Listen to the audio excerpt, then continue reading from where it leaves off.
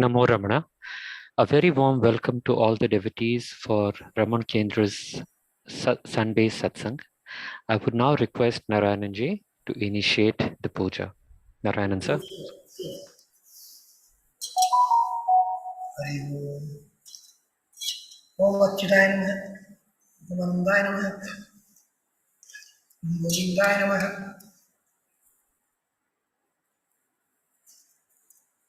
शुक्लांबरधरं विष्णुं शशिवर्णं चतुर्भुजं प्रसन्नवदनं ध्यायेत् सर्वविघ्नोपशान्ते अयमूर्तसमुत्सर्गोऽधिबन्धो मान्दो प्रणन्दो अयमूर्तसमुत्सर्गोऽस्तु तदेव लग्नं सदिनं तदेव ताराबलं चन्द्रं तदेव विद्याबलं दैवबलं तदेव लक्ष्मीपते ते तेन्द्रियं स्मरामि ओम भो ओम भुव ओम सुव ओम मह ओम जन ओम तप ओम सत्यम ओम तत्सवितुर्वरेण्यं भर्गो देवस्य धीमहि धियो यो न प्रचोदयात् ओम आप ज्योतिषमृतं मुर्मोस्वरं नमोपात समस्त दुर्द चैतवारसी परमेश्वर प्रीत्यर्थम दृश्यमानस्य कर्मणः निर्विघ्नं प्रसादत्तम आदौ विघ्नेश्वर पूजां करिष्ये पृथ्व्यां मेरु तुलसी सुगम चंद्रवर्म देवता पृथ्वी दिया तथा लोकातीतम विष्णु तथा त्वं स तारिमां देवी पुत्रं गुरुशासनम आगमार्थं तु देवानां कमनार्थं तु रक्षाकं भंडारं करामि यादव देवदवानलांजनम् मोपात समस्त दुर्गा चैतवारसि परमेश्वर प्रीत्यर्थम निर्मदा सिद्धत्तम आदौ विघ्नेश्वर पूजां करिष्ये गणानां त्वा गणपतिं हवामहे कविं कवीनामुपमश्रवस्तमं ज्येष्ठराजं ब्रह्मणां ब्रह्मणस्पते आनन्दसूर्यसीदसादनम् अस्मिन् दरिद्राबिन्दे महागणपतिं ध्यायामि महागणपतिम् आवाहयामि।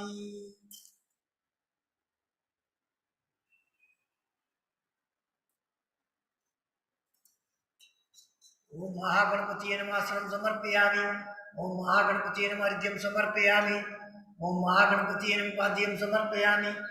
ओम महागणपतिये नमः शून्यं समर्पयामि। ओम महागणपतिये नमः औपचारिकस्नानं समर्पयामि। ओम महागणपतिये नमः स्नानानन्तरम् आचमनीयं समर्पयामि।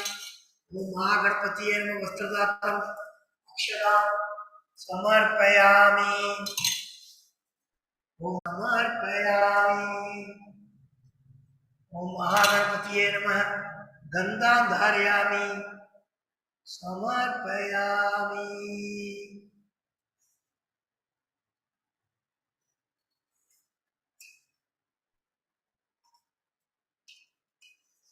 ओम महागणपतिये नमः गन्धोपरि अक्षतां समर्पयामि। ओम महागणपतिये नमः अलङ्कारनाथम् अक्षतां समर्पयामि। ओम महागणपतिये नमः हरिद्रा कुङ्कुमं समर्पयामि।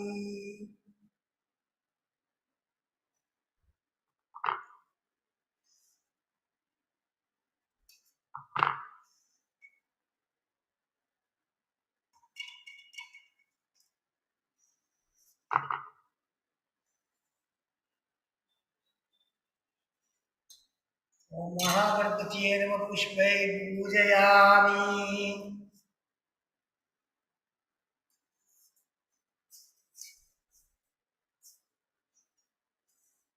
ओम सुमुखाय नमः। ओम एकदन्ताय नमः। ओम कपिलाय नमः। ओम गजकर्णकाय नमः। ओम लंबोदराय नमः। ओम विघ्नाय नमः। ओम विघ्नराजाय नमः। ओम विनायकाय नमः। ओम धूमकेतवे नमः। ओम गणाध्यक्षाय नमः। ओम बालचंद्राय नमः। ओम गजाननाय नमः। ओम वक्रतुंडाय नमः। ओम सूर्यकर्णाय नमः। ओम हेरंबाय नमः। ओम स्कंदभूषवाय नमः। ओम सिद्धविनायकरे नमः। ओम शंकरमोक्षविनायकरे नमः। ओम महत्वपुरविनायकरे नमः। ओम महागणपतिये नमः। नानाविध परिमलपत्र पुष्पाणि समर्पयामि।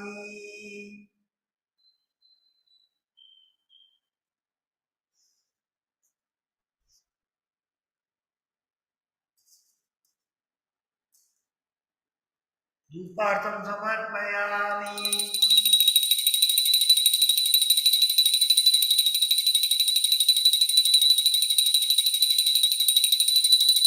दीपार्थं समर्पयामि अक्षरां समर्पयामि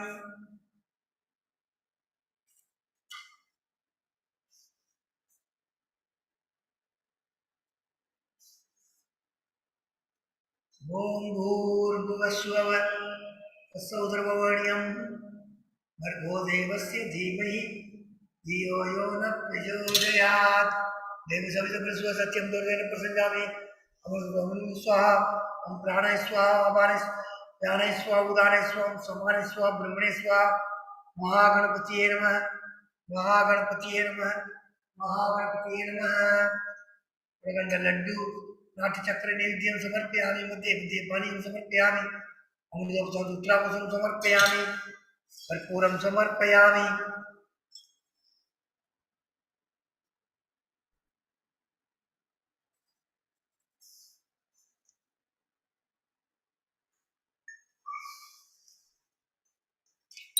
गणानां गणपतिं नमामि कविं कवीनामस्तक्रमं ज्येष्ठराजं ब्रह्मणां ब्रह्मणस्पदां सुचितां महागणपतिये नमः महागणपतिये नमः महागणपतिये नमः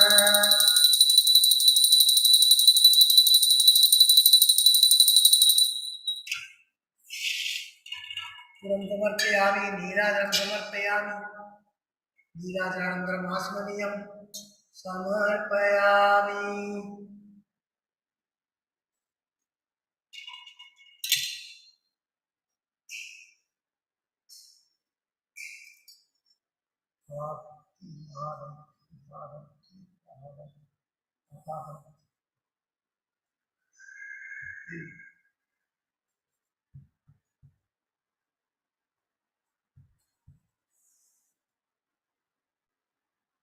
वक्रतुण्ड महाकाय सूर्यकोटिसमप्रभ निर्विघ्नं कुरु मे देव सर्वकार्येषु सर्वदा गणपति प्रसादं सरसा प्रणमामि ओम ओम भुव ओम स्व ओम मह ओम धन ओम तव ओम सत्यम ओम तत्सर्ववर्ण्यं भर्गो देवस्य धीमहि धियो यो न प्रचोदयात् ओमावज्योतिः समृद्धं ब्रह्मस्वरम्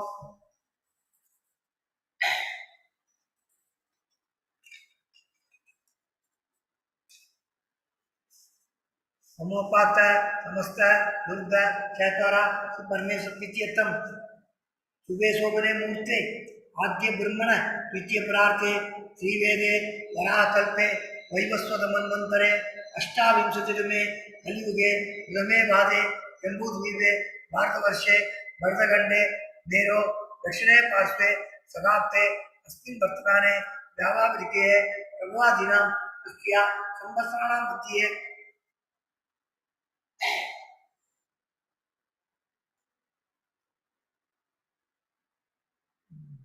शुभकृत नाम संवत्सरे उत्तरायणे ऋषिमरुदु मिथुन मासे शुक्लपक्षे द्वादशी तिथियां सुमतितो भानुवासर युक्तायां अनुराध नक्षत्र युक्तायां शुभ नक्षत्र शुभ योग शुभ कर्ण एवं गुण विशेषण विशिष्टायां अस्यां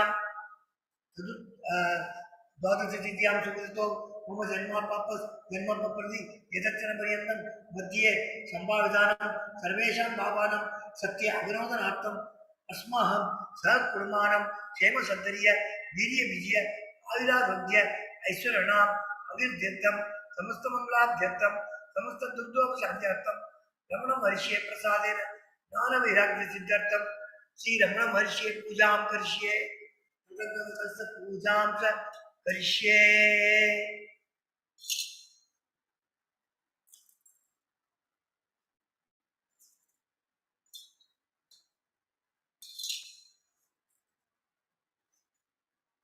विघ्नेश्वरं यथास्थानम् अधिष्ठापयामि शोभनार्थे क्षेमाय पुनरागमनाय च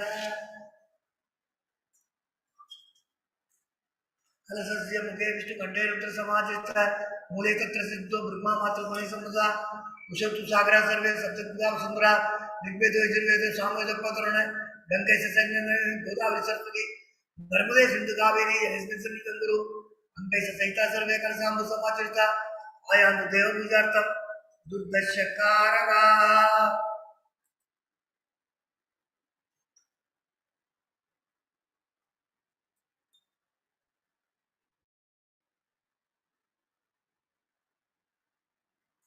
मंगोरा सागर उत्पन्न विष्णु विष्णु करे देव से पूजिते परमेश्वर शांति नमस्ते देवो देवालय प्रोक्त जीव देव स्नानन अंजानन अनुमार्यम स्वयं भवने पूजे ओम सकल गुणात्म योग विरात्मन ओम सकल गुणात्म योग विरात्मन नमः अवतार शक्तिये नमः मूल प्रगतिये नमः आदिवराय नमः आदिगुरुमाय नमः अनंताय नमः पृथ्व्यै नमः आदित्याय नवग्रह ज्योतिभ्यो नमः दशदिक्पालेभ्यो नमः गुरु ब्रह्मा गुरु विष्णु गुरुदेव महेश्वरा गुरु साक्षात् परब्रह्म तस्मै श्री गुरवे नमः ओम अस्य श्री प्राण प्रतिष्ठा मंदस्य ब्रह्मा विष्णु महेश्वरा निषेधके सामगर्वाणी संतांति सकल जगत स्थिति संहार कारणी प्राण शक्ति परादेवता ओम बीजम ह्रीं शक्ति ओम किलम प्राण प्रतिष्ठापने विनियोग आम अनुष्ठाभ्याम नमः हरिं दर्शनीभ्याम नमः ओम मध्यमाभ्याम नमः ओम अनाभिभ्याम नमः हरिं अरिष्टाभ्याम नमः ओम कर्णपुष्टाभ्याम नमः ओम कीर्तियाय नमः हरिं श्रीसे स्वाहा ओम शिगाय वसन ओम कौसायम हरिं नेत्राय वसन ओम अस्त्रसाय पट पूर्व से दिग्बंध ध्यानम रक्तां बोधिस्त बोधोरस तरुण तरुण कराक्षे पासं बोधंडम निक्षुप्त मणिमण पंचबाणात् पितृप्राण सुकवालंतने सदापि नव सरोटिया देवी बाधार गौरना बहु सुग्री प्राण शक्ति परान ओम मरिं क्रोम मरिमाम मम्यम रंगलम वंशम सम वंश सोम सोम वंश अस्यामुतो जीवनस्तुदो अस्यामुतो सर्वेन्द्रियाणि वाङ्मनस्व सस्सूत्र जीव्या प्राणवाक् पाणिपाद आयुपुस्तानि याकस्ति स्वस्ति सुखं श्रियं दृष्टन्तु स्वाहा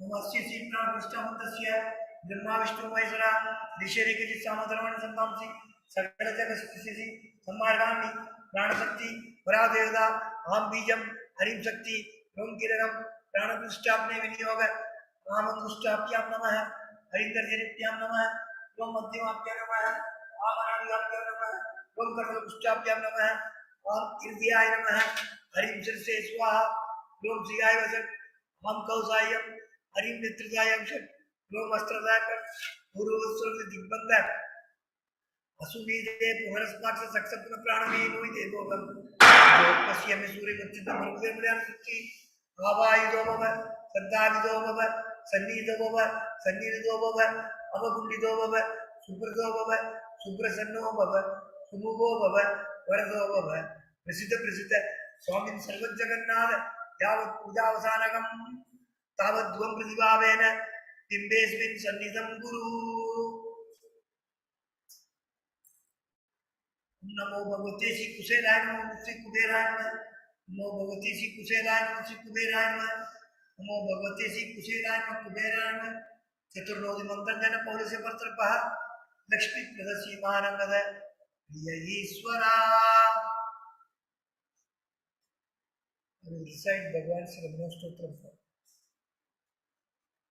श्री गुरुभ्यो नमः गुरु ब्रह्मा गुरु विष्णु गुरुदेव महेश्वरा गुरु साक्षात् परब्रह्मा तस्मै श्री गुरवे नमः अपार सच्चि सुगुवारि राशौर्य शौर्य विमात्रं भुवनं समस्तं गुणायुधं तं ब्रह्मन्दवीरं चिन्तावीरनं हृदि चिन्तयामि ओम महासेन ओम सेन जाताय नमः ओम श्री रमणाय नमः ओम गुरवे नमः ओम अखंड संविदागराय नमः ओम महुजसे नमः ओम कारणोद्भवाय नमः ओम जगत हितावताराय नमः ओम श्री भूमिनादास्तलोचिताय नमः ओम पराशर कुलोतंसाय नमः ओम सुंदरातलवत्पलाय नमः ओम कमनीय सुचारित्राय नमः ओम शयायाम्बा शयायवते नमः ओम शोणाकुल मौलीन मानसाय नमः ओम स्वर्णस्तकाय नमः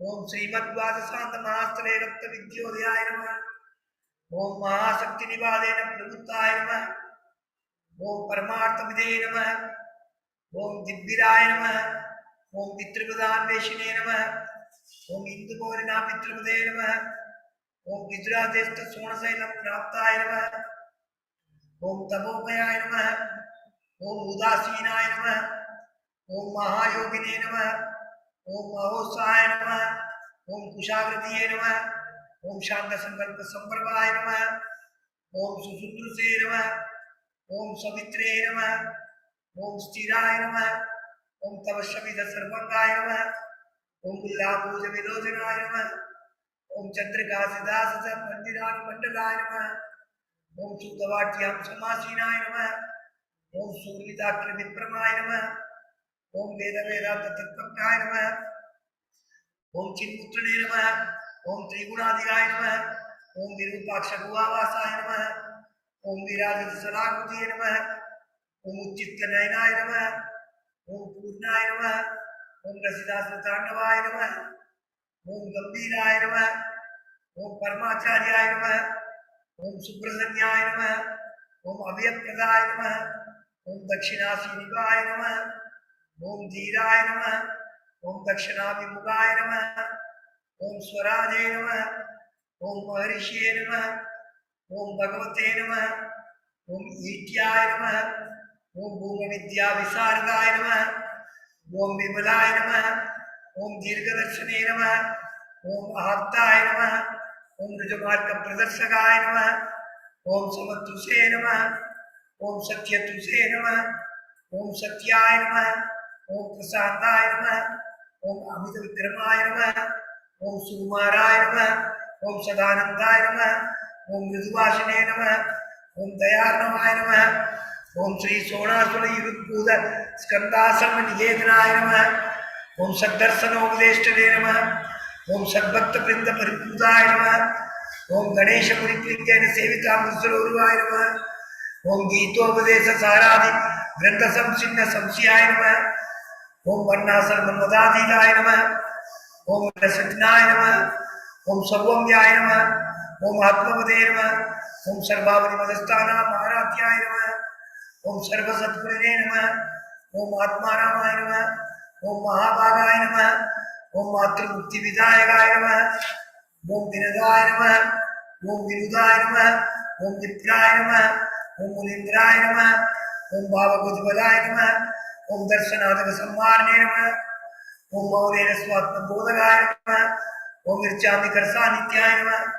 ओम स्मरणानंदमोचकाय नमः, ओम अंधस्विरचंडांशवे नमः, ओम संसारत्मतारकाय नमः, ओम सोनादिष्टरे नमः, ओम आर्तविद्या प्रकाशकाय नमः, ओम अविच्युत निज प्रज्ञाय नमः, ओम नैसर्गिक महातमसे नमः, ओम कमंडलधराय नमः, ओम सुब्रगविनवसनाय नमः, ओम गुहाय नमः, ओम दंडपाणिये नमः, ओम कृपापूर्णाय नमः, ओम पवरोग पिशंकराय नमः, ओम स्कंदाय नमः, ओम देवदमाय नमः, ओम अमर्त्याय नमः, ओम सेनानिये नमः, ओम विशोत्तमाय नमः, ओम नमो भगवते श्री अरुणाचल श्री रमणाय नमः, नमो भगवते श्री अरुणाचल श्री रमणाय नमः, नमो भगवते श्री अरुणाचल श्री रमणाय नमः, नमो भगवते श्री कार्तिकाय नमः, ओम नमो भगवते श्री मुरुगाय नमः, ओम नमो भगवते श्री वल्ली देवानी नमः,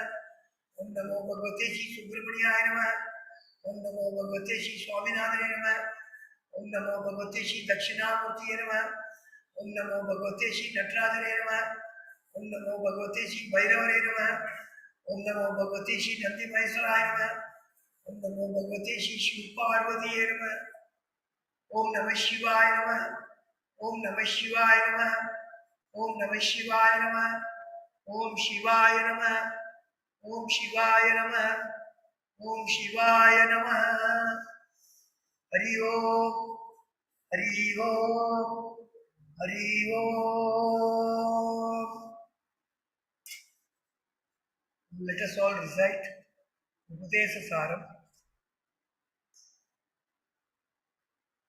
अस्तुराज्ञया प्रापदे फलम् कर्मगिम्बरं कर्मदज्जडं कृतिमहततो पदनकारणं फलमशाश्वतं गतिनिरोधकम् ईश्वरार्पितं नेचयाकृतं चित्तसोदकं मुक्तिसाधकं कायवाङ्मन कार्यमुद्गमं भूजनं जप चिन्तनं क्रमा जगतैसगी युग्धसेवनम् अष्टमूर्तिभृत् देवपूजनम् उत्तमस्तवा दुर्जमन्दर सिद्धजं जप ध्यानमुद्गमम्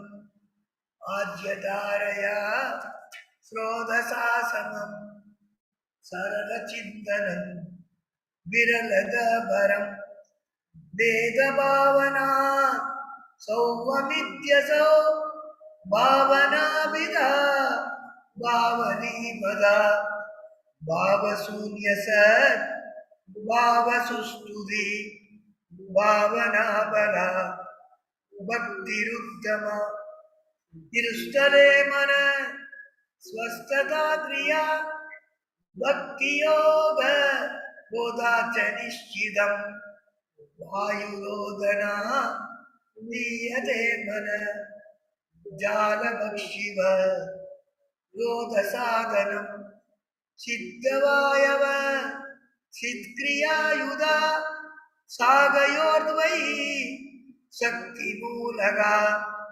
लयविनाशने उभयरोदने लयकदं पुनः भवति नो मृदं प्राणबन्धना लीनमानसम् एकचिन्तना नासमेत्यद नष्टमानसो दृष्टयोगिन नित्यमस्ति स्वस्तिदं यद दृश्यवारिदं चित्तमात्मन चित्वदर्शनं तत्त्वदर्शनं मानसं तु किं मार्गणे हृदे नैव मानसं मार्गार्जवा वृद्धयस्त्वहं वृद्धिमाश्रिता वृद्धयो मनो विद्यां मन अहमयं कुतो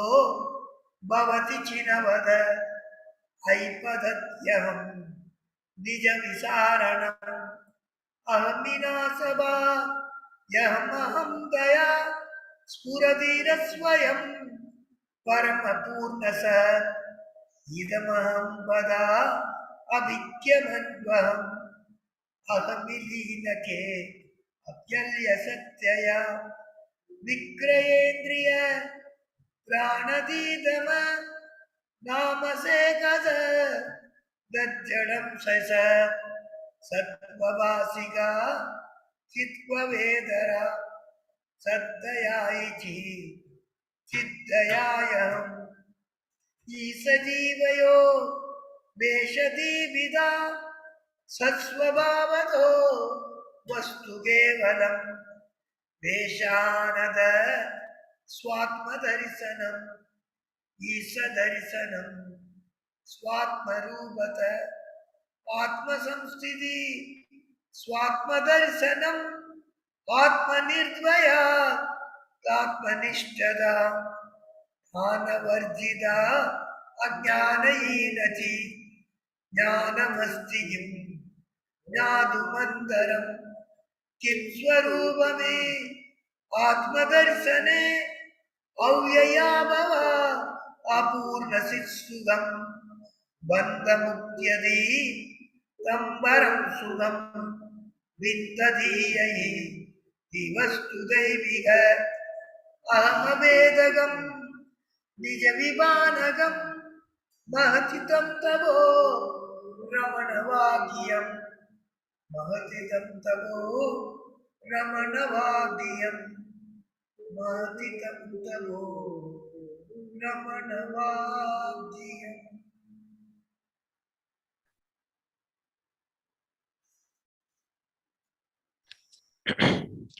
Namo Ramana.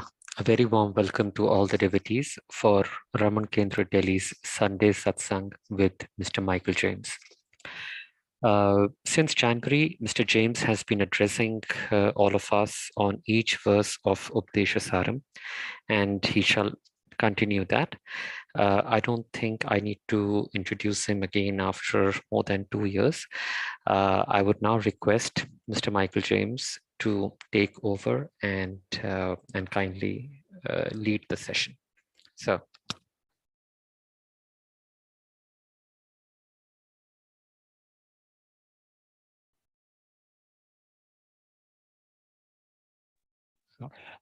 Namaskaram. Om Namo Bhagavate Sri Arunachala Ramanaya. Today I will be talking about, or at least beginning from verse 19 of Upadesha Saraha. But before I do so, to put it clearly in context, I'll go back a few verses. That is, in the first 10 verses, Bhagavan is talking about the path of bhakti, which begins with the path of nishkarmiya karma, doing nishkarmiya puja, japa, and dhyana. And the dhyana matures from meditating on God as something other than ourselves to meditating on God as ourself, which he says is the best among all in verse 8. And so up to verse 10, he's talking about bhakti and karma. Karma's just the preliminary stages of the nishkarmiya karma, the preliminary stages of the path of bhakti. But the path of bhakti matures from being doing action to just being. How we just be is by turning our attention within to meditate on God as not other than ourselves. In other words, as what we actually are. Then 11 to 15, he talks about the path of yoga. And just like he showed in the first 10 verses, how the bhakti must mature into the what in Tamil he calls ananya bhava. That's meditation on God as not other than oneself. That is the path of jnana. That is the path of self-investigation. Because meditating on what is not other than ourself means meditating on ourself. So it's the bhakti marga eventually leads to atmavichara. Likewise, the yoga, if it is to reach the goal of annihilation of mind, it has to lead us to this path of jnana, because otherwise yoga is controlling the mental activity, the chitta-vritti nirodha. But merely controlling the chitta-vritti nirodha results in laya, a temporary dissolution of mind. In order to bring about nasa, the mind that is calmed by pranayama and other yoga practices needs to be turned inwards to the path of investigation. And then only will its mind die. That's what Bhagavan says in 14. And he concludes about yoga in verse 15 by saying that once the mind has died, then there's nothing further to do, because one has attained one's own nature. Then he starts the path of jnana from verse 16. In verse 16, he defines what is or he indicates what is our goal, but he gives a very practical definition of the goal. The goal is to see, is tattva darshanam. Tattva darshanam means seeing what is real or what actually exists. So how to see what actually exists, he explains. Drisya varitum, kept back, or withdrawn from or kept back from what is seen. Chittam atmanaha chitva darshanam. The mind seeing its own chitva is seeing, is tattva darshanam, is seeing tattva. Chitva means the mind's nature as awareness. So it's awareness nature. In other words, yes, what the mind essentially is pure awareness. So that's what the mind has to see. It has to see its own pure awareness. And that is seeing the reality. So what is this mind that is to see pure awareness? In verse 17, he goes on to say that how are we to see the pure awareness? Oh, one thing I'll say about verse 16, if the mind is sufficiently mature, what Bhagavan says in verse 16, that is sufficient. If we understand that all we have to do is to withdraw our mind from all drishya, from everything that is seen, by turning it back within to see our own awareness, if we understand that that's all that we need to do, and if we have the maturity to do so, the Tattva Darshanam results immediately. But for those who need further clarification on what he's talking about here, he goes on in verse 17 to talk about this mind. That is, he says the mind's own chitta in verse 16, the mind seeing its own chitta. So what is this mind that is to see its own chitta? In verse 17, he says, manasam tu kim, when margano krite, when investigation is done, what the mind actually is, neda manasam, there's no such thing as mind at all. Margamat ajavat. Because of the straightness, this is the path. So if we investigate the mind as mind doesn't exist. So by investigating, we'll see that it doesn't exist. There's no such thing as mind at all. But what is it that now appears as mind? He talks about in verse 18. He says, when we use the term mind, generally we're talking about the mind as a collection of thoughts, as the totality of thoughts. So he says, mana,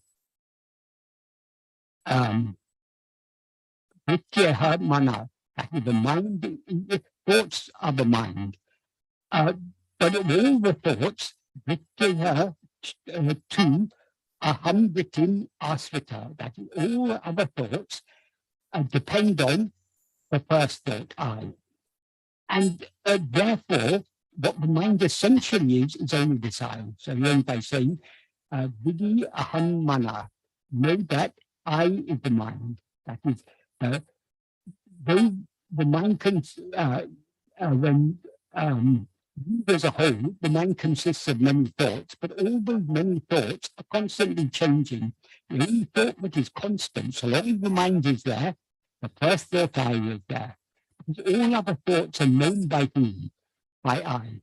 So this thought called I, what he refers to here as aham vritti, and what that means ego. So this ego, the subject, the knower of all other things, is the essential thought of the mind.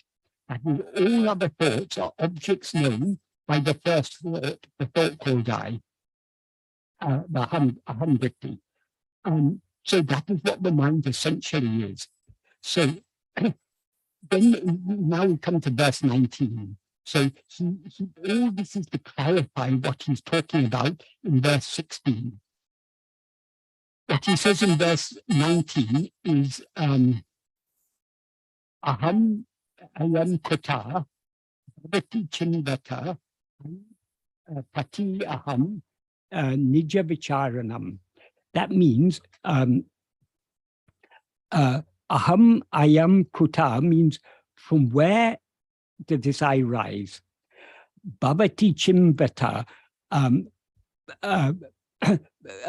Bhavati is the arise, sorry. Aham ayam kuta bhavati. From where did this I rise? Chimbata, by investigating thus, I is an exclamation, patati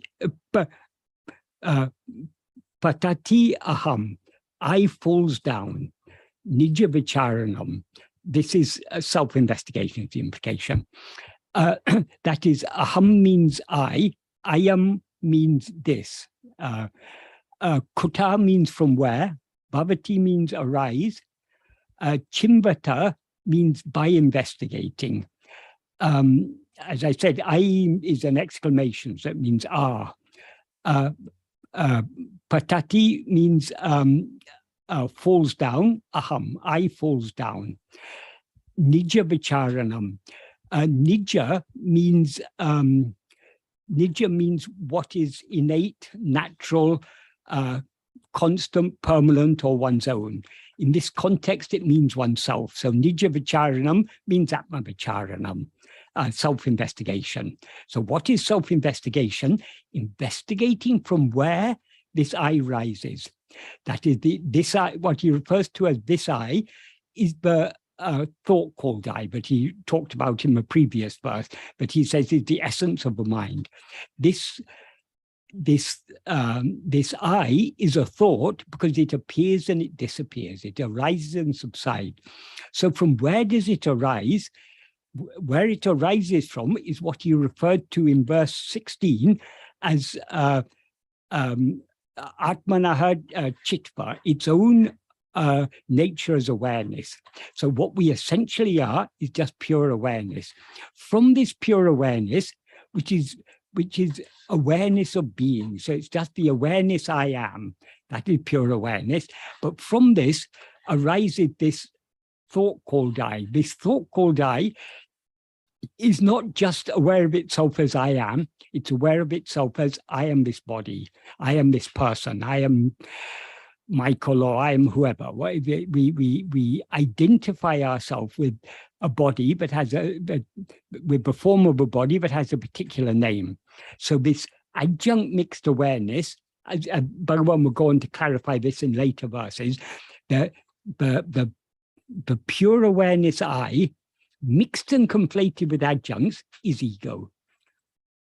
So this ego, it appears and it disappears. It appears in waking and dream, it disappears in sleep. So from where does it appear and into what does it disappear? Only from our essential being, our own chitva, our essential nature as pure being and pure awareness. If we investigate this fundamental awareness I am, from which this thought called I has risen, this I will die. This is what he describes here as the I. Well, he doesn't literally say die. He says it will fall down. But what that implies is it will subside in such a way that it will never rise again. That is the implication here. It's not specified, but we have to understand that from the context of Bhagavan's teachings as a whole. So when we investigate what this I, this rising I is, or when we investigate the source from which this rising I arises, it falls back, it subsides back into that place from which it has risen. And this is the correct practice of self-investigation. So investigating the source from which we have risen. What is the source? As I said, it's the fundamental awareness I am, which is what he referred to in verse 16 as Chimvata. And as he said in verse 16, Chittam Atmanaha Chitva Darshanam Tattva Darshanam. So knowing our own Chitva is knowing the reality. So the reality from which ego rises is this fundamental awareness I am. We always know this awareness I am, but now we know it mixed and conflated with adjuncts. As I am this, I am such and such a person, I am this body. So long as we're aware of it as I am this body, we're not aware of it as it actually is. So we never cease to be aware I am, but now we are mistaking ourselves to be something other than what we actually are. So when we investigate what we actually are, namely this fundamental awareness I am, the adjuncts drop off. That is what Bhagavan describes here as I falling down. That is the thought called I, the ahamvriti, which is the pure I mixed and conflated with adjuncts, that subsides, and the pure I alone remains. That is nija vicharanam. As I say, nija means what is innate, natural, constant. In this context, it means our own real nature. So that this is investigating our own real nature. Does anyone have any questions on this, or shall I proceed on to the next verse?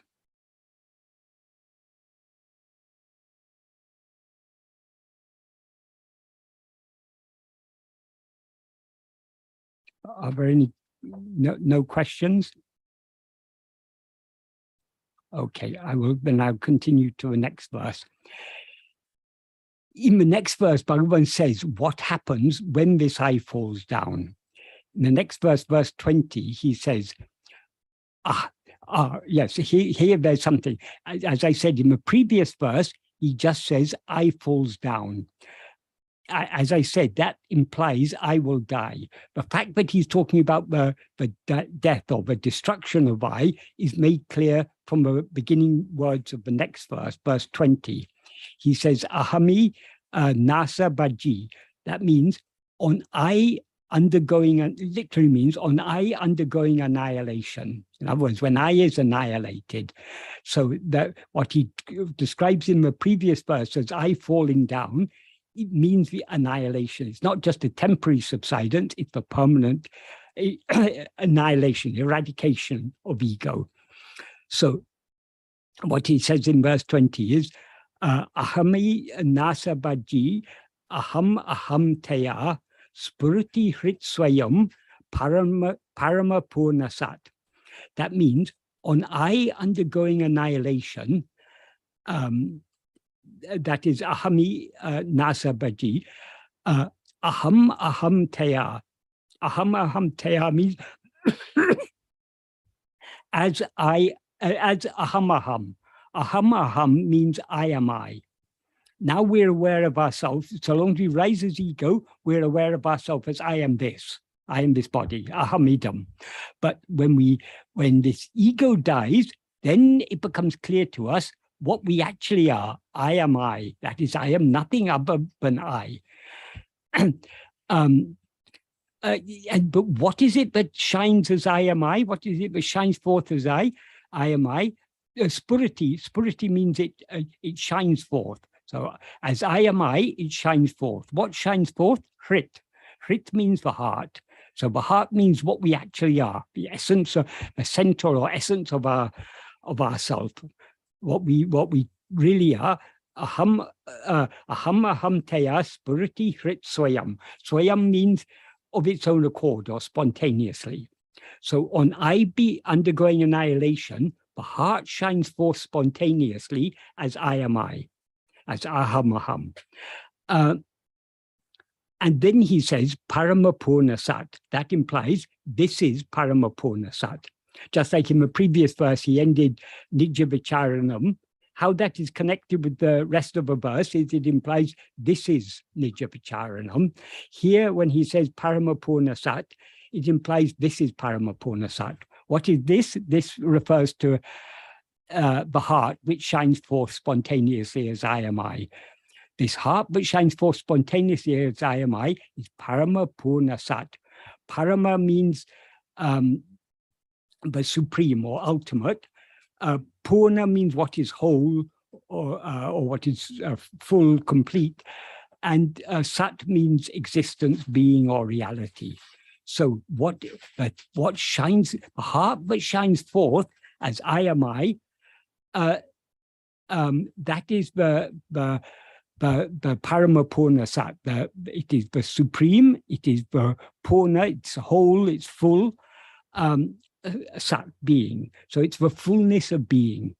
And it is what is supreme, what is the ultimate reality, is the implication here.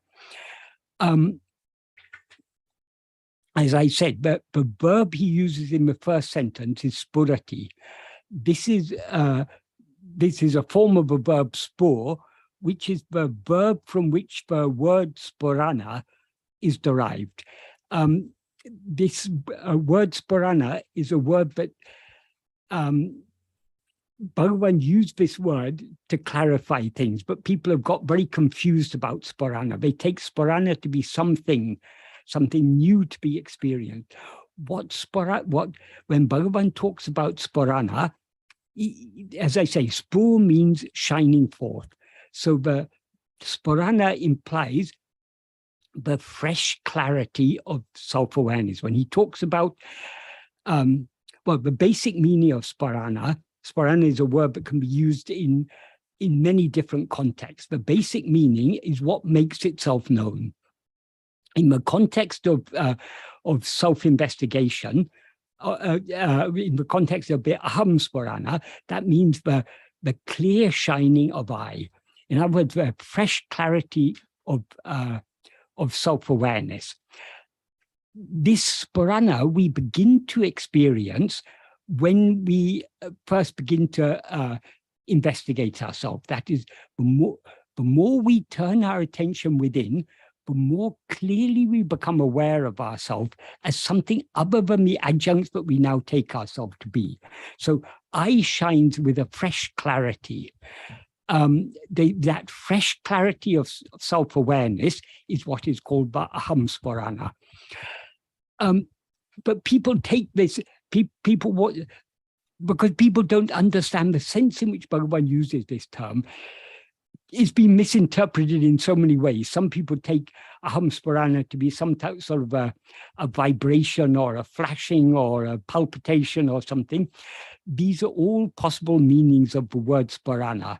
But whatever palpitates or flashes, or that these are all objective things. Here, what Bhagavan is talking about is the pure shining of I. In other words, the awareness of ourself as ourself alone. This is what he means by. That's why he often connects this term aham aham, or in Tamil nan, I am I, with the word sparana. That is, when we look within to see what we actually are, we become aware of ourselves as something distinct from these adjuncts. So what am I? I am just I. When we begin to practice self-investigation, obviously the sparana, though it's a fresh clarity, it's not a full clarity. As we go deeper and deeper in the practice, the clarity shines, the clarity of awareness shines more and more clearly. So there are different degrees of sparana. And when we turn our attention within sufficiently deeply, so deeply, but our attention is thereby withdrawn from all other things, then we recognize ourselves as pure awareness. That is the fullness of sparana. What he's talking about here is sparana in its fullness. When there's the full, complete clarity of self-awareness, then I dies. So sparana doesn't have it's a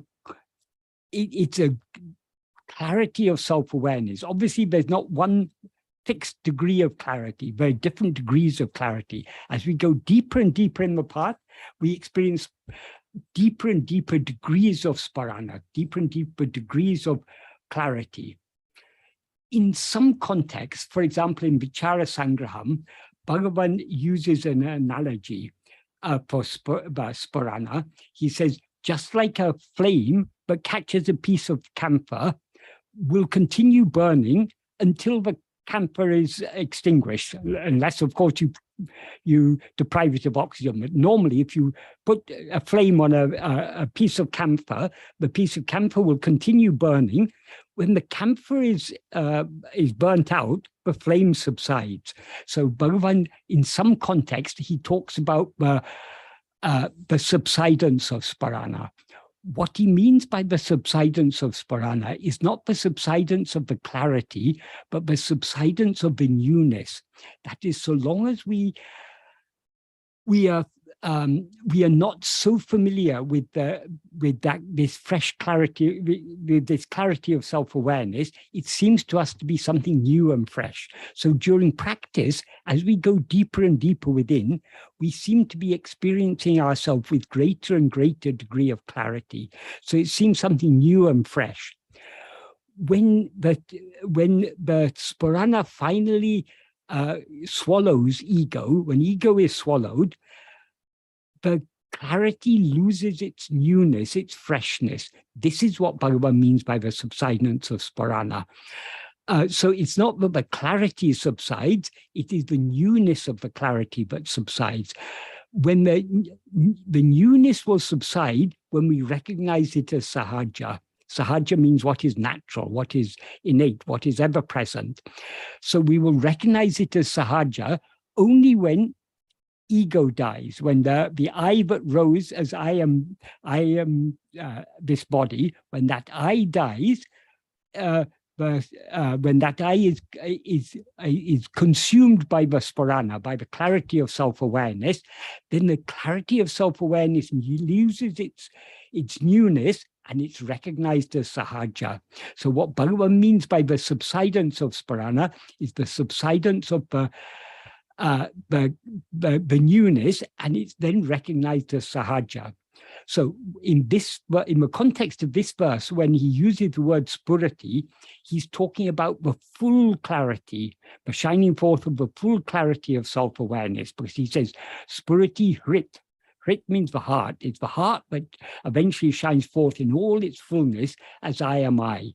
This is the point at which in other contexts, he describes as the subsidence of sparana, when it shines forth as something that is entirely natural. So when Bhagavan uses terms like sparana and so many other terms, we need to understand that the exact meaning of the term is dependent on the context in which he uses it. That is, the subject Bhagavan is talking about is something that is beyond the grasping power of the mind. It cannot be grasped by thought. It cannot be adequately expressed in words, because words are instruments of thought. What cannot be grasped by mind cannot be expressed in words. So whatever words Bhagavan uses, they're all pointers. They're pointing our attention back at ourselves, pointing our attention deeper and deeper within. So the words he uses, we shouldn't try and give fixed meanings for them. We need to understand what each word means in each particular context. Because what Bhagavan is talking about is that which cannot be adequately expressed in words. For example, in this verse, he talks about I being annihilated. Then when ego is annihilated, who is to know this shining forth? What is to know the shining forth is that which is ever present. But in the view of that which is ever present, nothing shines forth because it's eternally shining. So this is a very, very subtle subject Bhagavan is talking about. These words are just giving us an indication. That is, from our point of view, now there seems to be an ego. So a time will come when this ego will be swallowed by the clarity of awareness that we experience by turning within. When this ego is annihilated by that clarity, the clarity shines forth in the sense that it of course that clarity is ever shining, but it seems to be obscured by ego. So when ego, it's like when you, if you mistake a rope to be a snake, if you look at the snake very carefully, at a certain point you recognize, oh, it's a rope. As soon as you know it's a rope, the snake disappears. So the rope seems to shine forth. But of course, it was always shining. What we were seeing all along was only a rope. But when we recognize it as what it actually is, it seems to be a new revelation to us. Of course, the rope hasn't undergone any change. Likewise with this, it's from the perspective of ego, this seems to be something new. But as soon as this new thing is experienced, ego is thereby swallowed by it. But so it really can't be adequately expressed in words. So what Bhagavan describes here, these are all just pointers, but we can really understand what Bhagavan is talking about here only by following the path that he is teaching us.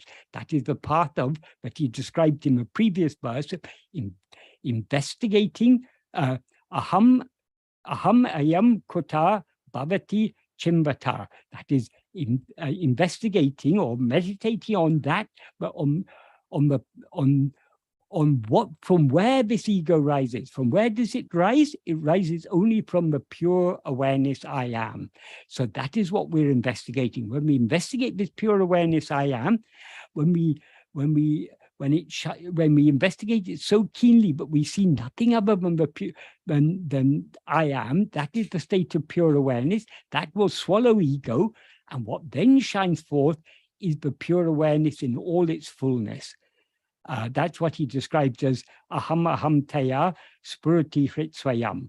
And this what shines forth, it is not actually something new. It is parama purna sat.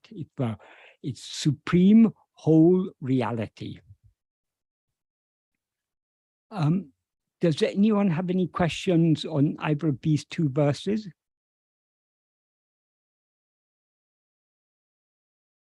We don't have any questions. So shall I go on to the next verse? Sir, we have a question coming in Okay. from Mr. Sushil Motwani, and I shall read it here. Okay, right. Quote, when the I thought subsides and the self is revealed, is that the reflected consciousness? Unquote. No, but reflected consciousness is the I thought. What is called Chidabhasa is what you refer to as the self. That means Atmaswarupa, our own real nature. That is the pure awareness. In the view of pure awareness, there is only pure awareness, because pure awareness means awareness that is not aware of anything other than itself. So in the view of pure awareness, there are no Vishayas. There's just pure being, pure awareness. And that is obviously one, not two separate things. So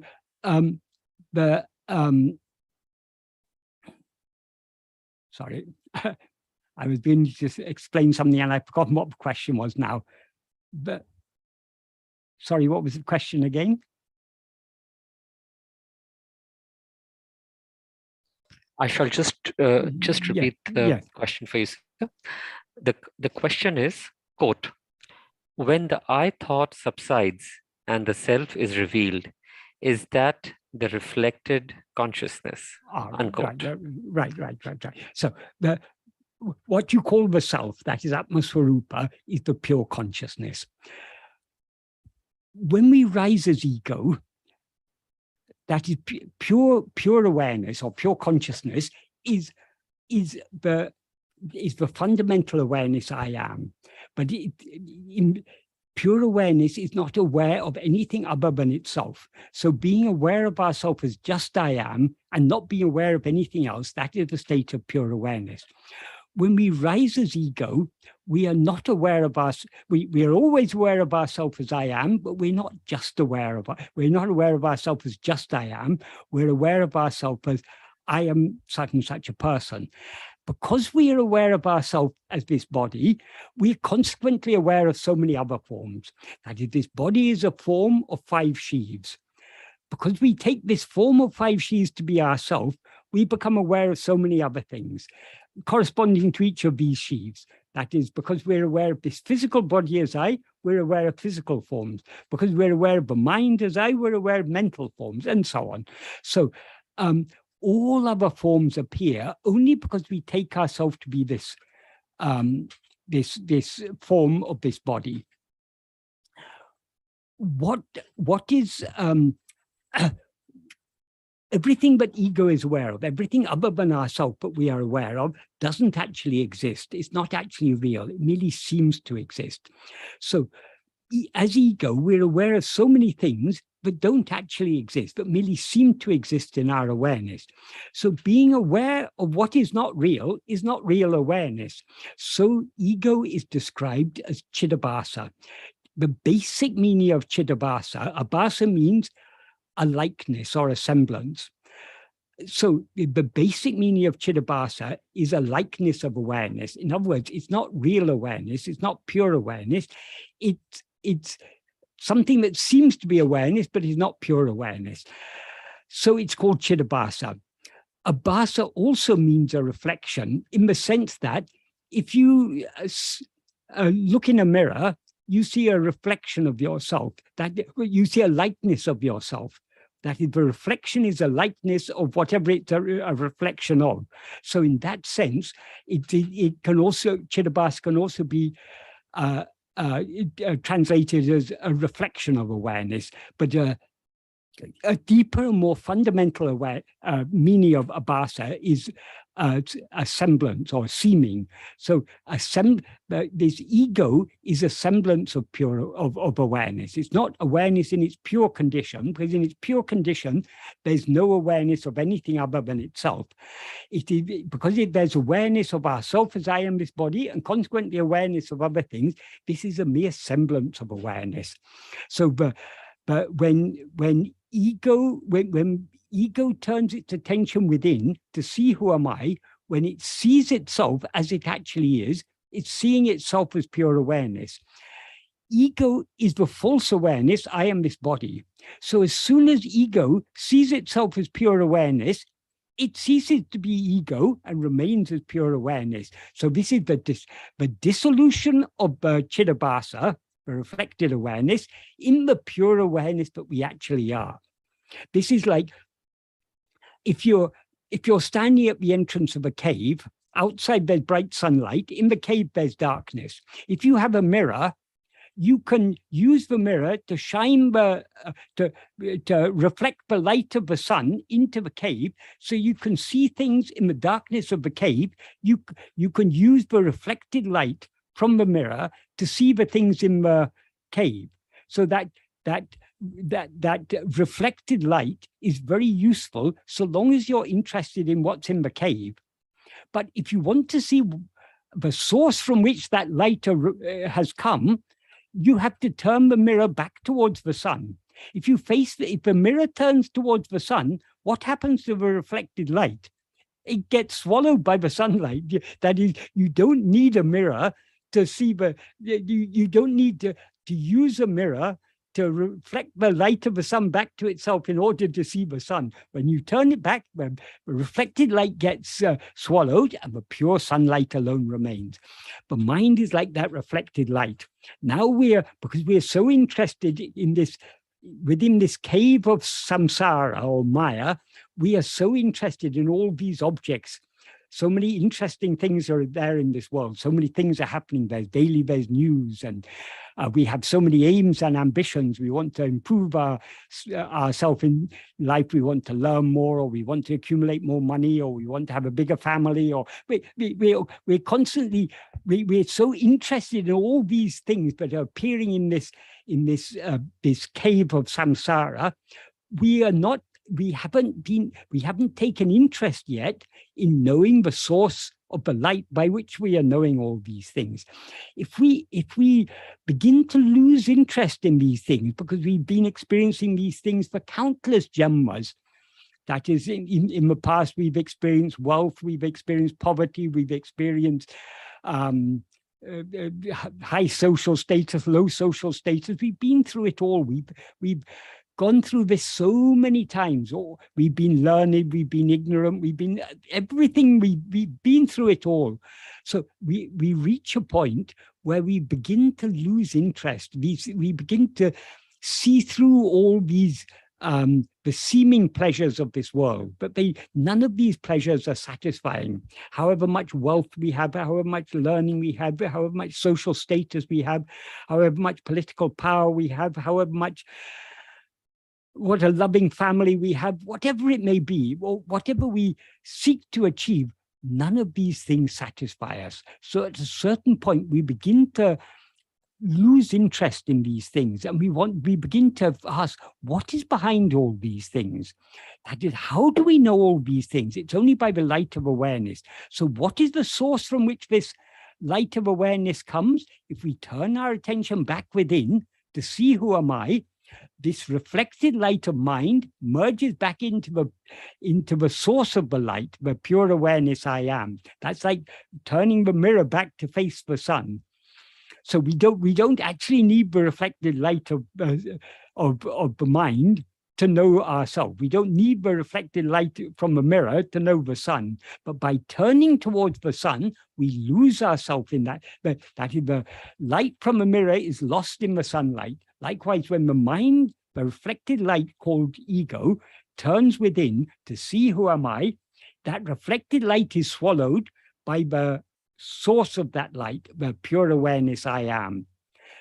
So it is not, it is the dissolution of that is when we turn within to know what we actually are and are thereby swallowed by what we actually are. That swallowing of ego, that is the dissolution of the reflected light. Because the reflected light becomes superfluous. Once you are facing the original light, you no longer need the reflected light. I hope that's an adequate answer to that question. Are there any other questions?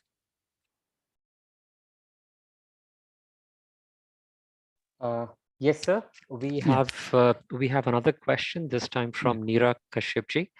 The question is, and I quote, "Is I am still the ego sense, or is it the pure awareness?" Unquote.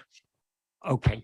This is something we need to understand very carefully, very clearly. Just think about it carefully. When you say I am, what does I am mean? It means I exist. So I am is referring to our existence, to our being. Our existence or our being, I mean, obviously they mean the same, existence and being. Our existence is real. There's no doubt about our existence. The problem is now what we have to question is not our existence. We have to question our identity. Now we are not aware of ourselves as just I am. We're aware of ourselves as I am. Neera. I think you said your name was. So I am Neera. That is an identity. You're identifying yourself as a certain person, as a certain body. That identity is false. What is real is your being. So I am refers to our being, our existence. That is ever shining. The awareness I am Neera, I am this body, that shines only in waking and dream. In sleep, what shines is only I am. So even when I am Neera is shining, within I am Neera, the heart of I am Neera is I am. So I am is the heart, I am is the reality, I am is Brahman, Aham Brahmasmi. So I am is our existence. Our existence is real. What is false is our identity. So that's why we need to investigate ourselves to find out who am I or what am I. So we're investigating this false identity to find out what we actually are. When we find out what we actually are, we are nothing other than our own being. We're nothing other than I am. So the final clarity that shines forth, Spuriti Hrit Swayam, how does it shine forth? It shines forth as aham aham. Aham aham means I am I. So now we're aware of ourselves as I am this, ahamidam. When we turn our attention within to investigate what we actually are, this false awareness, I am this, dies. Ahami nasa baji, that's what Bhagavan means there, that will die. And what shines forth is the true awareness, I am I. So our false identity is replaced by the real identity, I am I. So I am I means I am nothing other than my own being, because I refers to our being. So I am I means another way of saying it, I am. So I am refers to our being. So I am does not mean ego. I am refers only to our own being. In recent times, in the recent decades, there's been a huge amount of confusion about this, because though Bhagavan was very clear and very explicit about this, there's a person who was living in Bombay a few years ago called Nisargadatta Maharaj.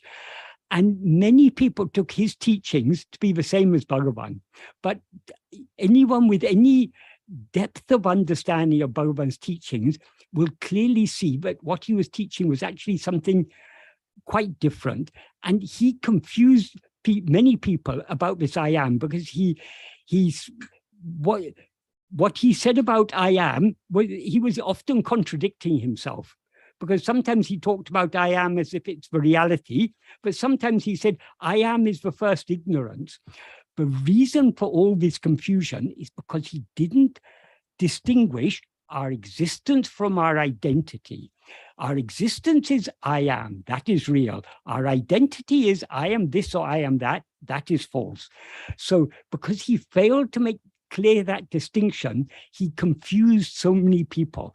Why he didn't make that distinction clear, God alone knows. Maybe he didn't clearly understand it, but Bhagavan has made it so clear. But because people don't read Bhagavan carefully enough, they don't think. Merely reading Bhagavan is not sufficient. It's important to read Bhagavan, but it's also important to, the Sravana is important, but far more important than Sravana, is, or far more efficacious than mere Sravana, is the Manana. We need to think deeply about it. We need to understand what Bhagavan is saying.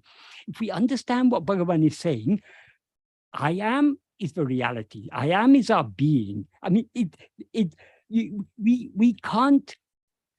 And some people say, oh, Nisargadatta, when he talks about I am, he meant the ego. But I am is not ego. The words I am, what does it mean? It means I exist. It's our existence. So you can't misuse words. You can't call black is white and white is black. You're creating confusion. I am, the word, the phrase I am is a self-explanatory phrase. It means I exist. It's referring to our existence.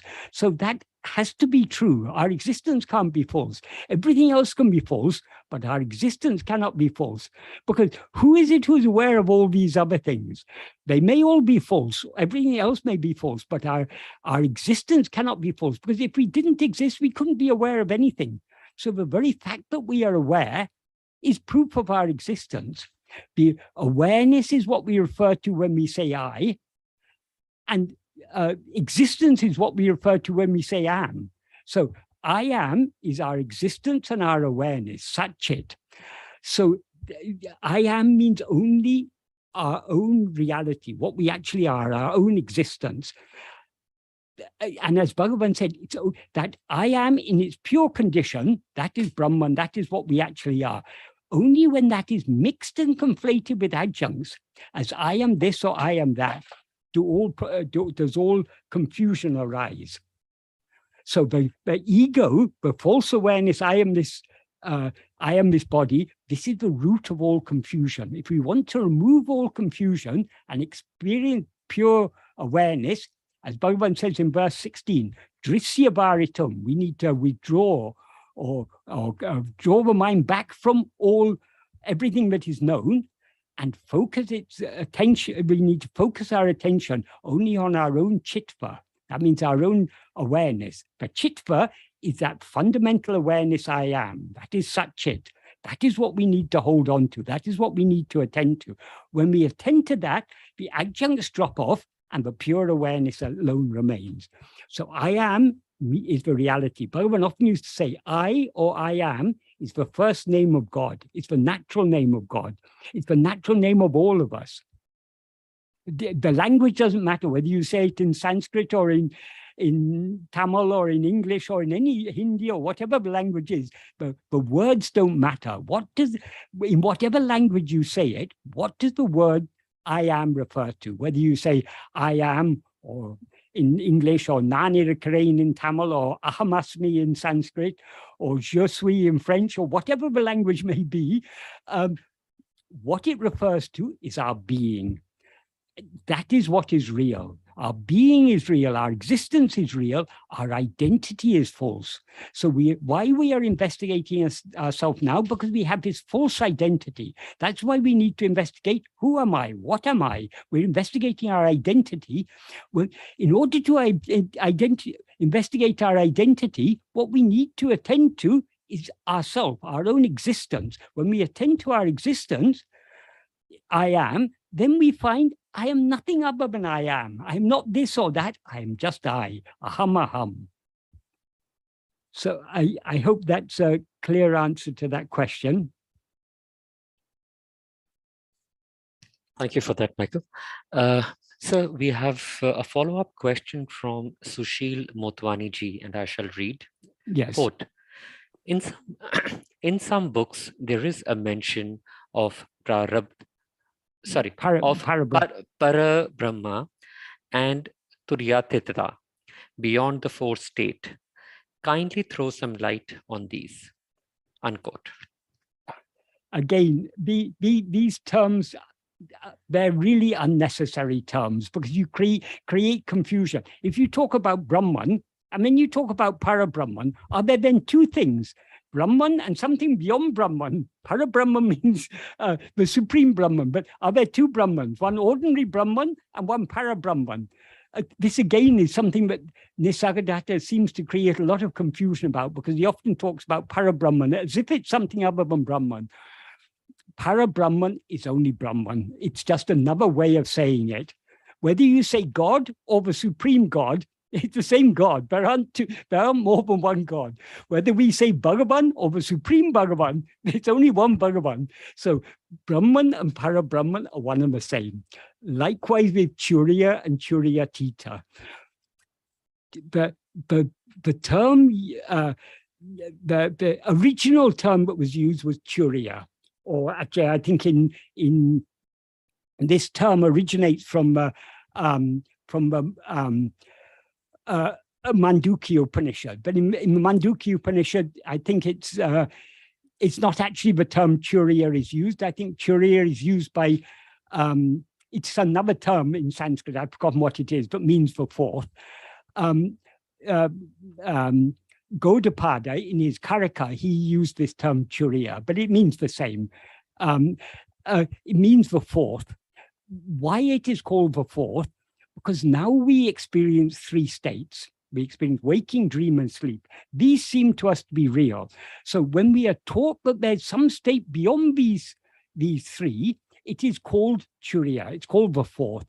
Actually, as Bhagavan clarified, and it's been clarified by Gaudapada and Shankara and so many others, that though it's called the fourth, it's not actually the fourth, it's the only real state, because waking, dream, and sleep are all unreal. So the fourth, what is called the fourth is actually the only real state. So it's not really the fourth. Because it's not really the fourth, in some texts they refer to it as Turiyatita, beyond the fourth. That doesn't mean that there's some fifth state. That's how many people have misinterpreted it. As the truth is, there's only one state. The one true state is sometimes called the fourth, which for people who lack clear understanding, they will think, oh, there are four states. Not only these three, there's some fourth state. We shouldn't take it literally. It's not literally the fourth. It's referred to as the fourth to distinguish it from the three unreal states, but it's the only real state. That which underlies the three false states, that is the real state. That is the state of pure awareness. I am. That is the fourth. So it's not really the fourth, because it's not really the fourth. In some texts, they've referred to it as beyond the fourth, Turiyatita. So people who were already misunderstanding, but were taking the fourth in a literal sense, they took Turiyatita also in a literal sense. So they thought they were literally, they're not literally just four states, there are five states. Recently, someone sent me something asking about this, and they were saying, it was someone who had written an article saying that it's only the metaphysicians, the people who specialize in metaphysics, who talk about four states. But those who have experience from actual spiritual practice, they have discovered a fifth state. This is not Advaita. This is all plurality. According to Advaita, ekam eva advaitiyam. There's one only without a second. So because it's one only without a second, it's not literally the fourth, though it's referred to metaphorically as the fourth. It's actually the only one. And there is nothing other than that, no state beyond that. So Turiya, as Bhagavan said, Turiyatita is just another name for Turiya. We need to, when terms are used, we need to understand what the terms are referring to. If we give literal meaning, to terms that are used metaphorically, we will get into confusion. We all come to this spiritual path in confusion. The root of all confusion is ego. Because we've risen as ego, we are now in confusion. So if we take everything that is said literally, we just add to our confusion. Why is in spiritual texts, why is the truth so often spoken about metaphorically? Because it is beyond the range of thoughts and words. So we cannot adequately express it literally. So often expressing things metaphorically is the best way of expressing things, but it requires a subtle understanding. If people take things which are meant metaphorically, if they take it literally, then they just add to their confusion. So when the term Parabrahman is used, it means nothing but Brahman. When the term Turiyatita is used, it means nothing but Turiya. When the term Turiya, the fourth, is used, it means nothing but the one and only state that actually exists, namely the state of pure awareness, which is what is ever shining in our heart as I am. So sometimes if people lack the ability to think deeply and to understand subtle concepts, sometimes what is said to clarify things, it ends up confusing matters. So in order to understand Advaita correctly, in order to understand the works of the Upanishads, the works of Gaudapada, the works of Shankara, and Bhagavan's works correctly, what is essential? Firstly, Sravana. First, we have to read them. We have to see what's written there. But merely reading is not sufficient, because if you read it, you're liable to take the wrong meaning. You need to think deeply about it in order to understand it correctly. And so reading or hearing it is called Sravana. Thinking deeply about it in order to understand it is called Manana. But we shouldn't even stop there. What is most important of all is the Nididhyasana. Nididhyasana means deep contemplation. In the context of Advaita, it means Atmavichara. That is what are all the Advaitic texts pointing at. They talk about one only without a second. And they say, what is that? Tattvamasi, you are that. So all of the Advaitic texts ultimately are pointing back at one thing and one thing alone, ourself. Tattvamasi, you are that. So before we come to the path of Advaita, we are looking for things outside. We're looking for a God, or we're looking for Brahman, or we're looking for jnana, or we're looking for happiness. Whatever we seem to be lacking, we look for it outside.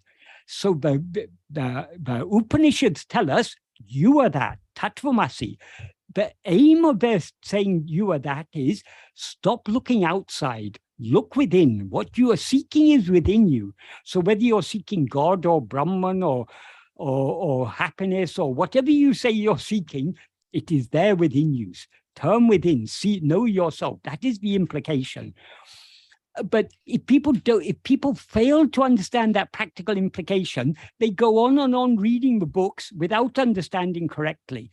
So the Nididhyasana is to know who am I. When you are told you are that, what should our response be? As Bhagavan says in verse 32 of Uludunaptu, when the Vedas say you are that, instead of investigating what am I, and thereby knowing and being what one actually is, thinking I am not this body, I am that, is just due to weakness of mind. So the aim of the Upanishads, the aim of Gaudapada's Karika, the aim of Shankara's Bhashyas, the aim of all of Bhagavan's teachings is simply to turn our attention back to ourselves. So we need to see who am I, we need to turn our attention back within. The real clarity comes from the practice. That is, we get a certain amount of clarity from reading. We get more clarity from thinking carefully about it. But the real clarity comes only from the practice. When we go deep in the practice, in the Nididhyasana, that gives us a greater degree of clarity. So when we go back and read the same text, we understand more, we we recognize the meaning, the implication of those texts more clearly and more deeply than we were able to before. So because we are able to recognize it more, the Sravana becomes deeper, then the Manana becomes deeper, and then the deeper Mana, that also contributes to a deeper Nididhyasana. So this Sravana, Manana, Nididhyasana, these are to go on hand in hand. They're an iterative process. We read, we think about it, we put it into practice. When we read again, we think about it, we put it into practice. That is this Sravana and Manana is a great, what is most important is the Nididhyasana, turning within to see who am I. That's what's most important.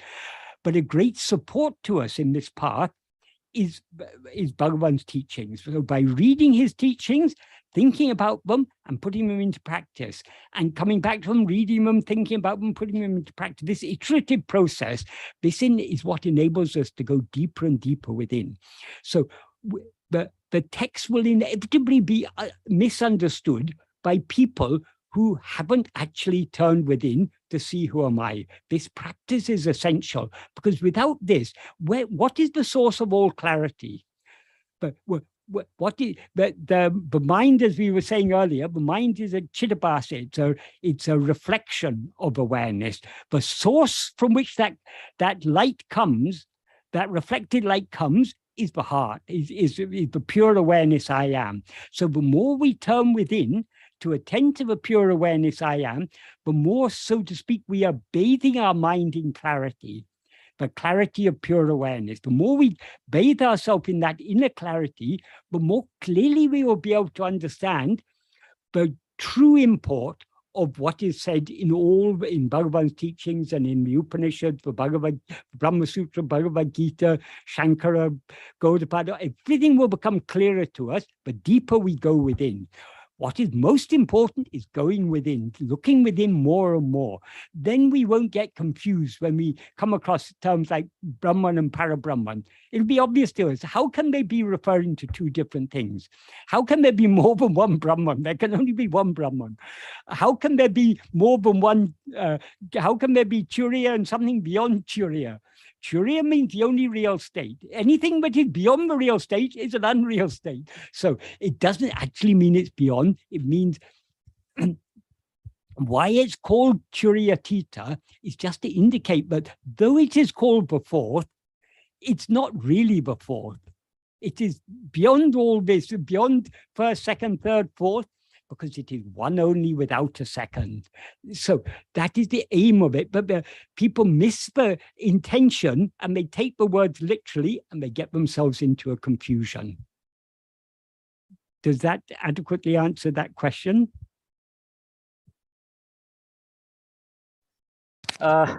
Michael, we have another question from Sushil Motwani ji. Should we take it up next time, or do you think you might be able to give a quick response? If you can spare the time, I think it'd be good to try and finish it now. Let's try and to respond to him in 5 minutes, please. Okay. So I shall read the question.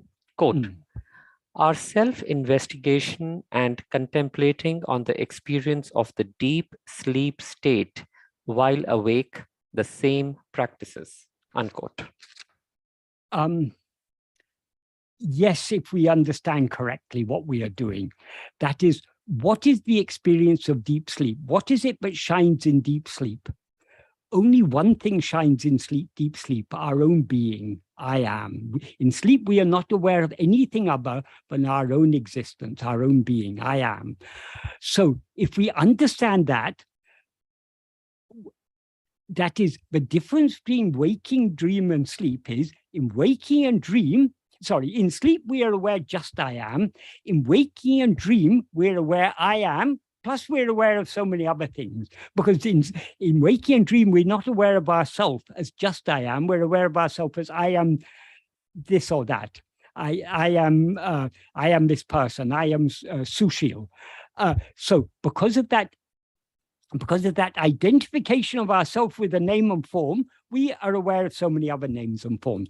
In sleep, we're aware just I am. So the one thing that is real in all three states is that fundamental awareness I am. In sleep, that alone shines. In waking and dream, other things seem to shine. So the experience of deep sleep is the experience I am, the pure awareness I am. That is what we experienced in sleep. That is what we are to meditate on now. That is self-investigation. That is attending to our fundamental awareness I am is what is meant by self-investigation. So if we understand this correctly, yes, they are the same practice. But if we're trying to imagine what was there in sleep, and then we we need to recognize that what shone in sleep is what is shining even now. That is that fundamental awareness of our own existence. So all these sort of questions will become, the answers to all such questions will become clear to us to the extent to which we understand Bhagavan's teachings correctly. And we will understand his teachings correctly to the extent to which we put it into practice. There are so many ways in which we can, that is, the practice of self-investigation cannot adequately be expressed in words, but the words can, but whatever, Bhagavan has used many different words to point us at this practice. So all Bhagavan's words are all pointers. If we recognize them, what they are pointing at, ultimately they're all pointing at the same thing. They're pointing at ourself alone. In fact, all of Vedanta is pointing at ourself alone.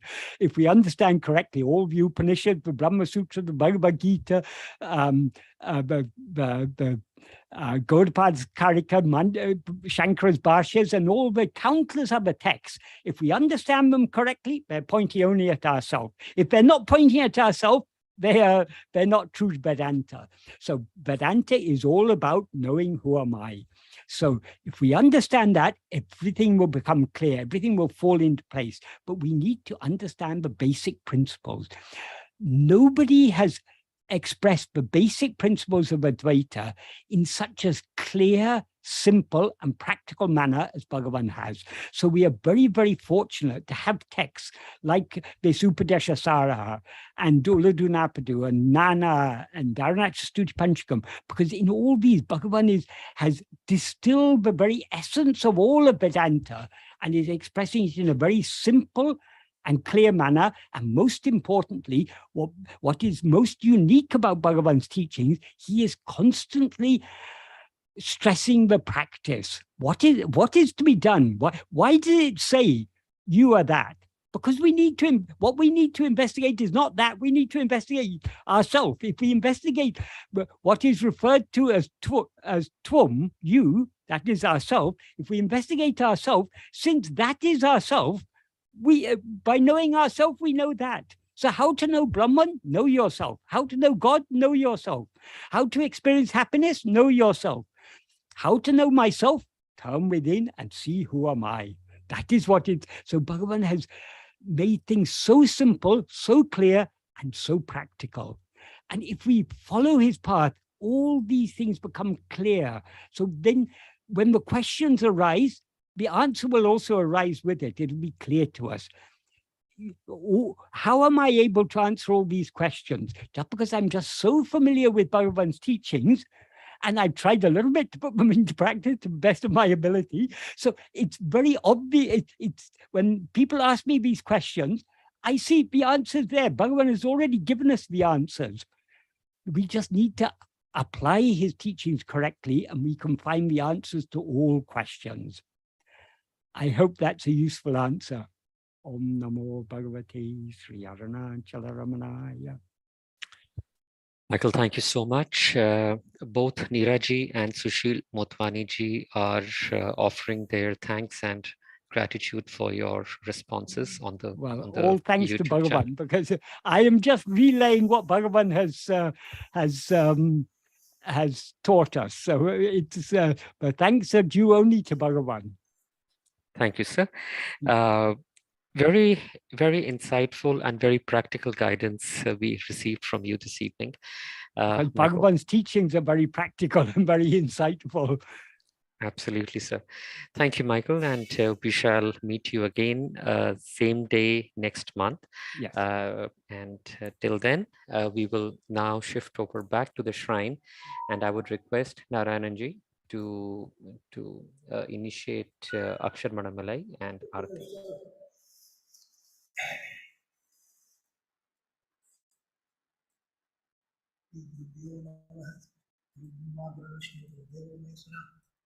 गुरु साक्षात् परब्रह्म तस्मै श्री गुरवे नमः। करुणारुणमणि गिरिनावलिनिध करुमक्षरमण மதுமாலை திருநாடிய திரு அடியார் திருமறை தெரிய பரவுதல் பொருளாக கருணாகரமுனி ரமணாரியன் கையினால் சொல்லியது கதியாக அருணாச்சலம் என அகமே அறியோகும் ஆழ்வார் சிவனுலகு ஆழ்வார்க்கே. அருணாச்சலவரற்கேற்ற அக்ஷரமணமாலை சாற்ற கருணாகரே கரமருளி காப்பாய். அருணாச்சல சிவ அருணாச்சல சிவ அருணாச்சல சிவ அருணாச்சல சிவ அருணாச்சலா அருணாச்சல சிவ அருணாச்சல சிவ அருணாச்சல சிவ அருணாச்சலா அருணாச்சலம் என அகமே நினைப்பவர் அகந்தை வேறறுப்பார் அருணாச்சலா அழகு சுந்தரம் போல் அகமும் நீயும் தினமாயிருப்போம் அருணாச்சலா அருணாச்சல சிவ அருணாச்சல சிவ அருணாச்சல சிவ அருணாச்சலா அருணாச்சல சிவ அருணாச்சல சிவ அருணாச்சல சிவ அருணாச்சலா அகம்புகுந்தீர்த்துன் அககுகை சிறையார் அமர்வித்ததென் பொல் அருணாச்சலா ஆறு காயனை ஆண்டனை அகற்றி அகிலம் அழித்திடும் அருணாச்சலா அருணாச்சல சிவ அருணாச்சல சிவ அருணாச்சல சிவ அருணாச்சலா அருணாச்சல சிவ அருணாச்சல சிவ அருணாச்சல சிவ அருணாச்சலா இப்பழித்த உனையே நினைப்பித்தார் இனி யார் விடுவார் அருணாச்சலா ஈன்றிடும் மன்னை பெரிதருள் புரியும் இதுவோ உனதருள் அருணாச்சலா அருணாச்சல சிவ அருணாச்சல சிவ அருணாச்சல சிவ அருணாச்சலா அருணாச்சல சிவ அருணாச்சல சிவ அருணாச்சல சிவ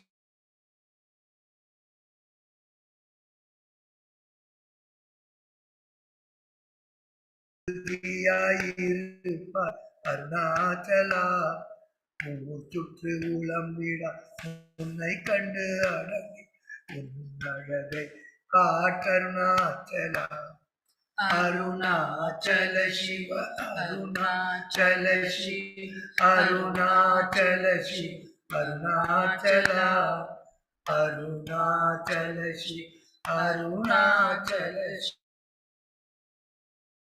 அருணாச்சலா என்னை அழித்திப்போல் என்னை கலவாவி இதுவோ ஆண்மை அருணாச்சலா ஏன் இந்த உறக்கம் என்னை பிறருக்க இது உனக்கழ அருணாச்சலா அருணாச்சல சிவ அருணாச்சல சிவ அருணாச்சல சிவ அருணாச்சலா அருணாச்சல சிவ அருணாச்சல சிவ அருணாச்சல சிவ அருணாச்சலா ஐம்புல கள்வர் அகத்தினில்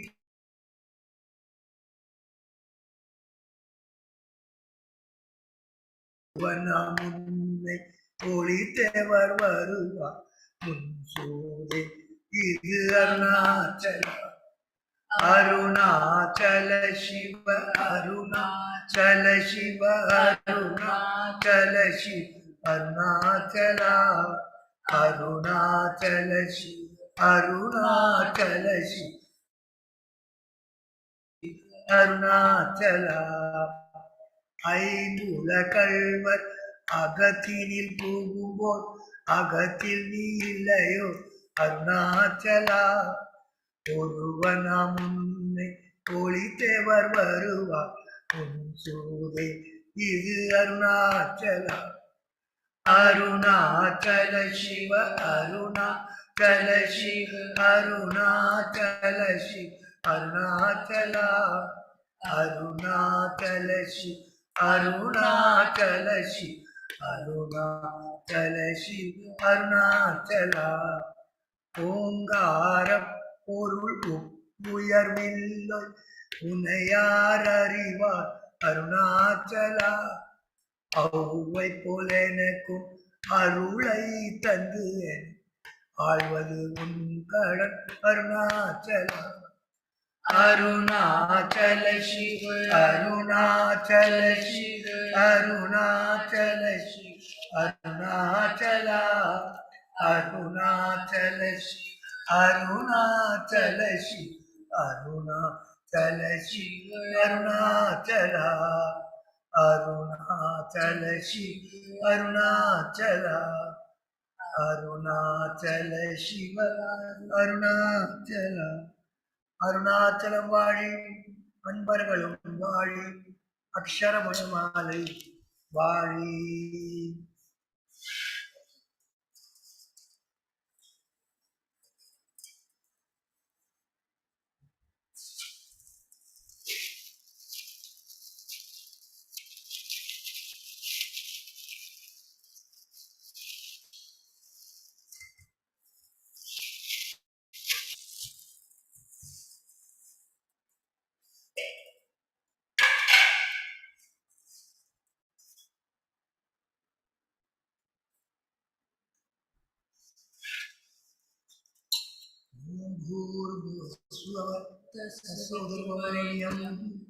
भर्गो देवस्य धीमहि धियो यो न प्रचोदयात् देवसवित प्रसवसत्यं दर्शनेन प्रसन्नामि अमृतस्तु अमृतं स्वाहा ओम प्राणाय स्वाहा ओम अपानाय स्वाहा ओम ज्ञानाय स्वाहा ओम उदानाय स्वाहा ओम समानाय स्वाहा ओम ब्रह्मणे स्वाहा ओम नमो भगवते श्री अरुणाचल श्री रमणाय नमः नमो भगवते श्री अरुणाचल श्री रमणाय नमः नमो भगवते श्री अरुणाचल श्री रमणाय नमः नमो भगवते श्री शिव पार्वती नमः नमो भगवते श्री शिव पार्वती नमः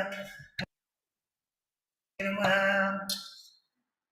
लड्डू कदलीफलं गोशीरं नैवेद्यं समर्पयामि मध्ये मध्ये पानीयं समर्पयामि अमृतोत्तरोत्तरावसरं समर्पयामि नीराजनं समर्पयामि नीराजनानन्तरम् आसमनीयं समर्पयामि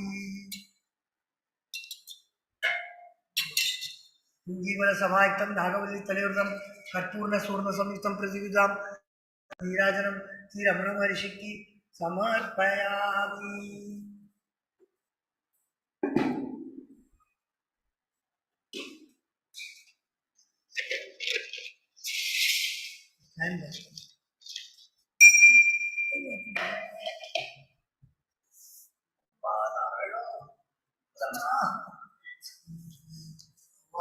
भला करे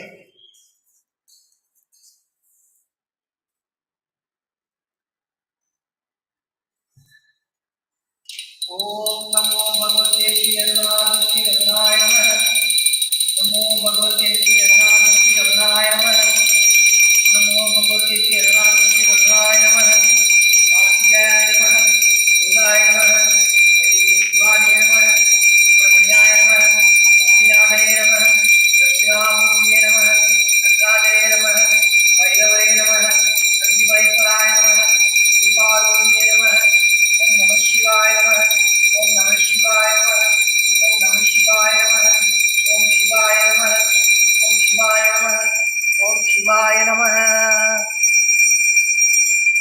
चिदानन्दरूपं शिवोऽहं शिवोऽहं शिवोऽहं शिवोऽहं चिदानन्दरूपं चिदानन्दरूपं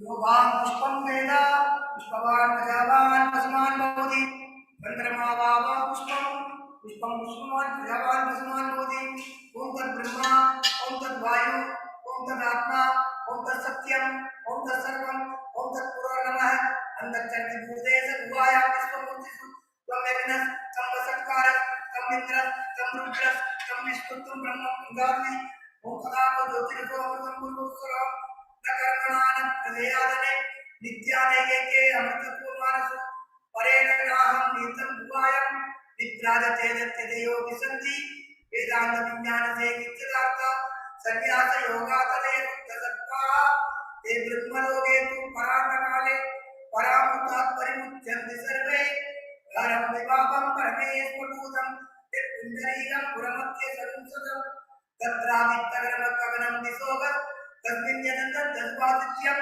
यो वेदान्तोऽस्वरलोकतो वेदान्तस्य च प्रतिष्ठितः तस्य प्रकृतिलीनस्य परसमेश्वरः मन्त्रपुष्पं श्रीरमणमहर्षिः मन्त्रपुष्पं कात्याय योगावलिदेवाय मन्त्रपुष्पं शुक्लार्पितं समर्पयामि ॐ तत्सत्कृष्णार्पणमस्तु हरि ओम् हरि ओम् हरि ओम्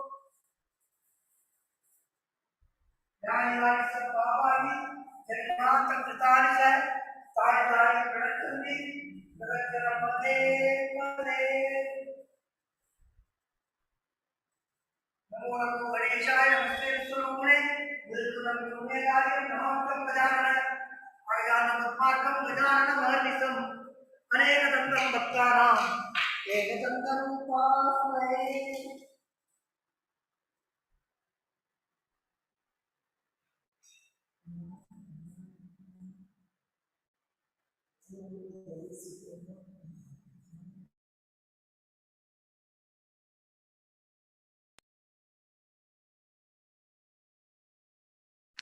Namo Ramana.